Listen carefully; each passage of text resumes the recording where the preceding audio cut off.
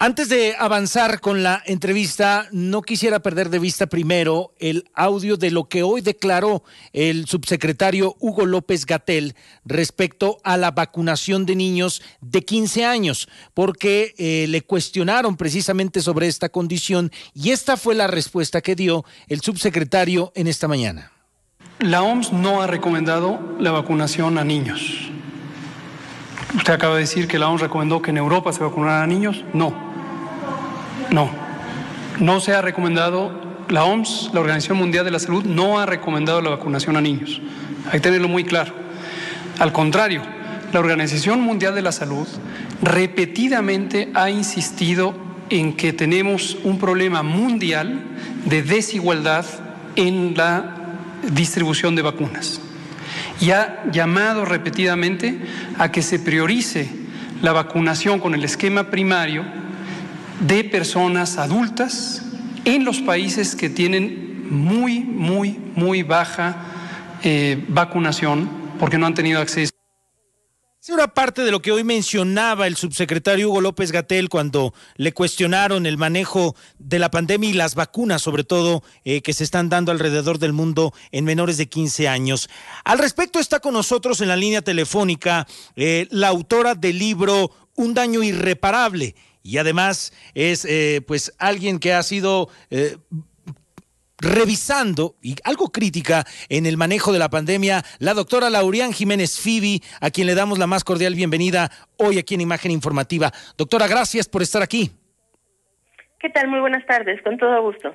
Doctora, usted escuchaba hace un momento la declaración que dio hoy por la mañana el subsecretario Gatell sobre esta parte de la vacunación para menores a 15 años. Ante su respuesta, ¿cuál sería su opinión para comenzar, doctora?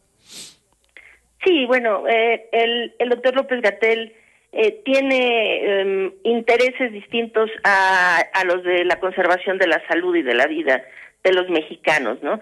Lo que es evidente es que él hace las maromas que necesita para evitarle el gasto al gobierno, ¿no? Lo que quieren es no gastar en vacunas, eso es más que claro. Pero la necesidad de vacunar a los menores de edad es imperante. Es una necesidad imperante. Vacunar a los menores de edad ahorita ya es posible. Lo que él dice de que la Organización Mundial de la Salud nunca ha recomendado la vacunación en niños, esto es falso, ¿sí? En Europa, en Estados Unidos, en Asia, en casi todo el mundo, vamos a decir, la vacunación está aprobada a partir de los 5 años de edad con la vacuna de Pfizer. Entonces, aquí en México apenas se aprobó el año pasado, o digo este año, pero a principios de este año se aprobó la vacunación con la vacuna de Pfizer al grupo de edad de 12 en adelante, ¿no? De 12 a 17 años. Pero aquí, bueno, ni siquiera se ha tomado la molestia de pasar autorización el grupo de 5 años, de 5 a 17, ¿no? ¿Por qué? Porque no tienen intención de vacunarlos, entonces no urge la autorización, ¿no? Pero, a ver, son cosas diferentes lo que los políticos tienen como prioridad y lo que en realidad es una prioridad para la salud de una población.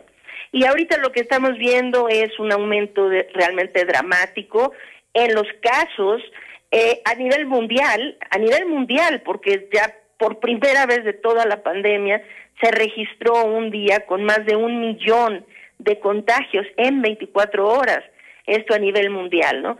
Se tienen los repuntes más graves que se han visto durante los 2 años de pandemia, ya en muchos países en Europa, en Canadá, en Estados Unidos.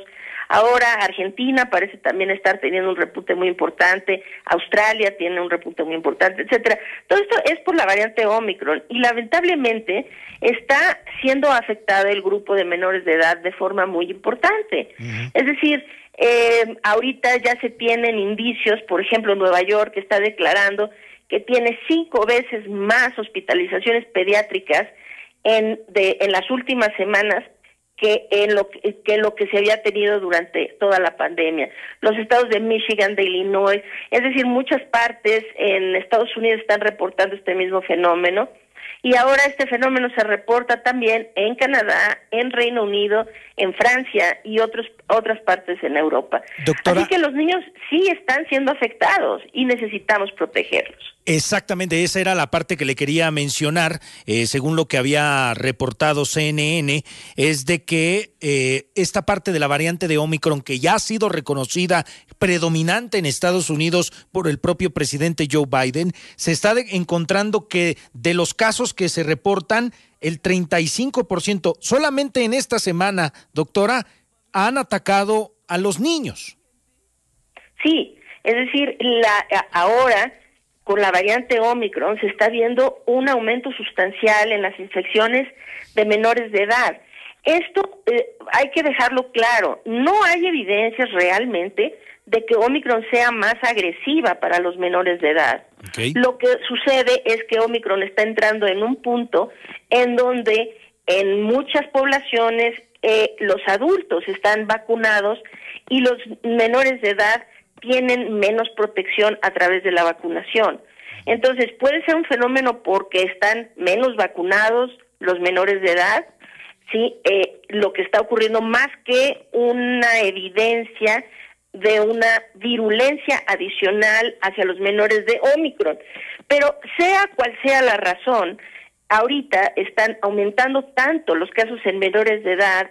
Y esto es que no hablamos solamente, hay que recordar, no estamos hablando solo de niños contagiados, estamos hablando de niños hospitalizados.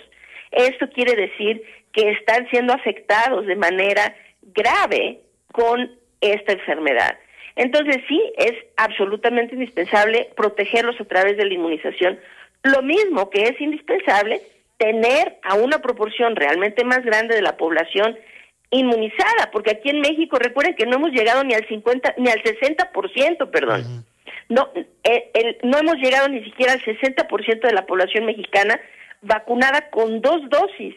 Y para la variante Omicron necesitamos tener una población vacunada con 3 dosis para proteger contra esta variante. Entonces, bueno, estamos a punto de ser azotados por la ola Omicron y esta ola va a azotar a una población mexicana sin protección, es decir, con muy baja cobertura de vacunación, con todos los menores de edad prácticamente desprotegidos y a una proporción minúscula, que son unos pocos adultos mayores con terceras dosis. Uh-huh. Así que bueno, será nuestro papel cuidarnos de forma muy importante, porque evidentemente nos va a agarrar aquí en una situación realmente muy preocupante. Doctora, usted en su libro, Un daño irreparable, recuerdo que, bueno, no quisiera traer todo el texto, pero a grandes rasgos mencionaba que la presión hacia el manejo de la pandemia era lo que debía de hacer tomar que el camino lo corrigiera, sobre todo el subsecretario Hugo López-Gatell, y sucedió. Usted recordará cuando se opusieron muchas veces de querer vacunar a niños, cuando fue tanta la presión que decidieron corregir en el camino y decir, bueno, sí, vamos a vacunar a los menores de entre 15 a 17 años. Doctora, ante este escenario que usted nos menciona, que Estados Unidos ya nos está mostrando las escenas que se están viendo en Washington y en Nueva York, ¿se debe de volver a la presión que se hizo hace unos meses con el tema de la vacunación de niños? Sí, desde luego.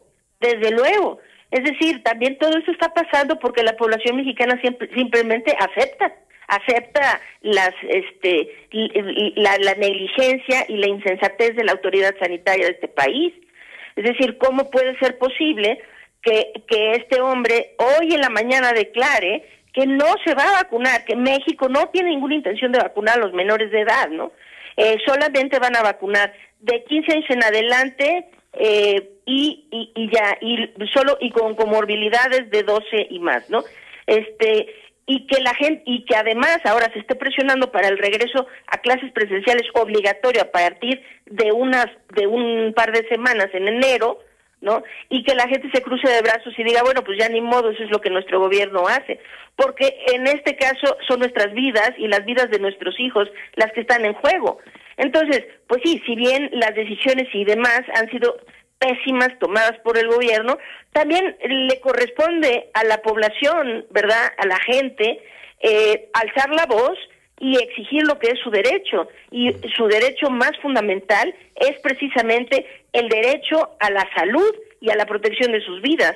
Pero si la gente se queda también cruzada de brazos y no exige, simplemente dice, bueno, pues como diga López-Gatell, bueno, pues no sé también bajo ese contexto de conformismo, ¿qué más podemos esperar, no? Claro, la gente debe exigirlo, como debemos estar activamente exigiendo las terceras dosis, y debemos estar exigiendo la protección inmunológica a través de la vacunación de nuestros menores de edad a partir de los 5 años, como ya se hace en muchas partes del mundo.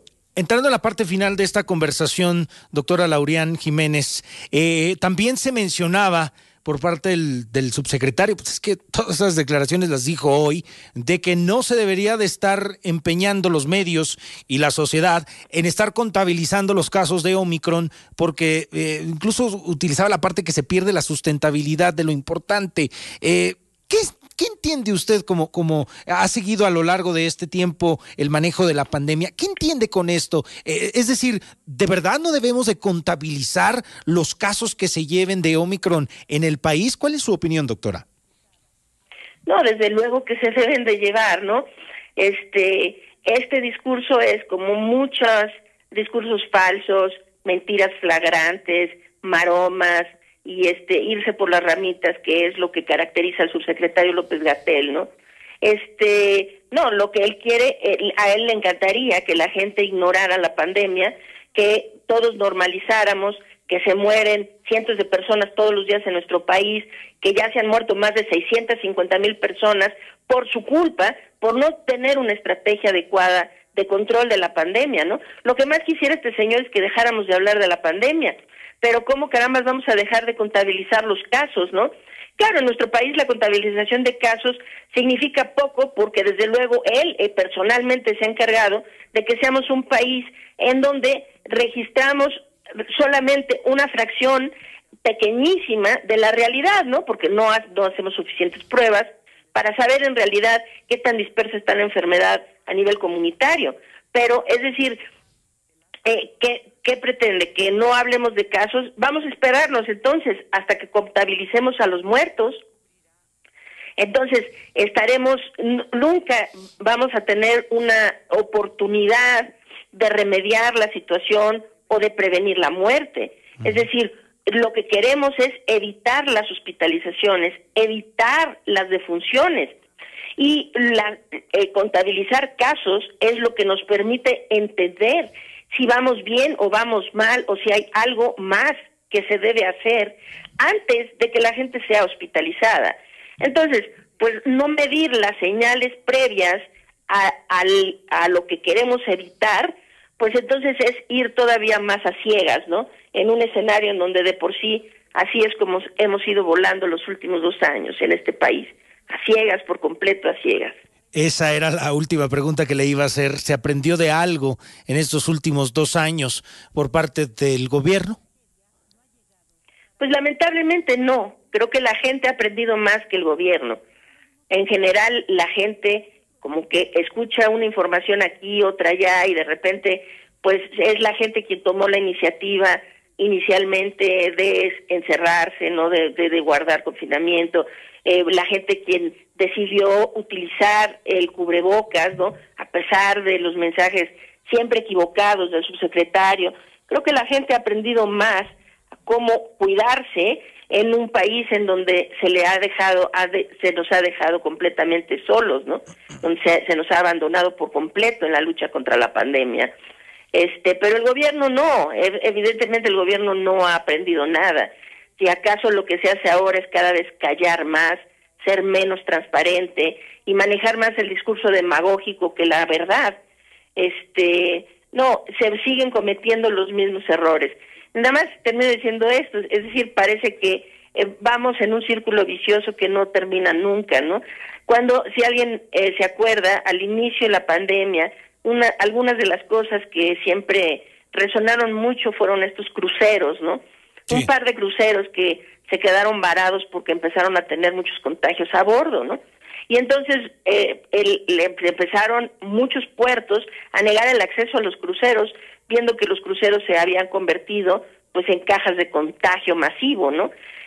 Pero México aceptó a todos estos cruceros. México en la península de Yucatán aceptaba que estos cruceros llegaran y López-Gatell insistía en que esto no representaba ningún peligro, ¿no?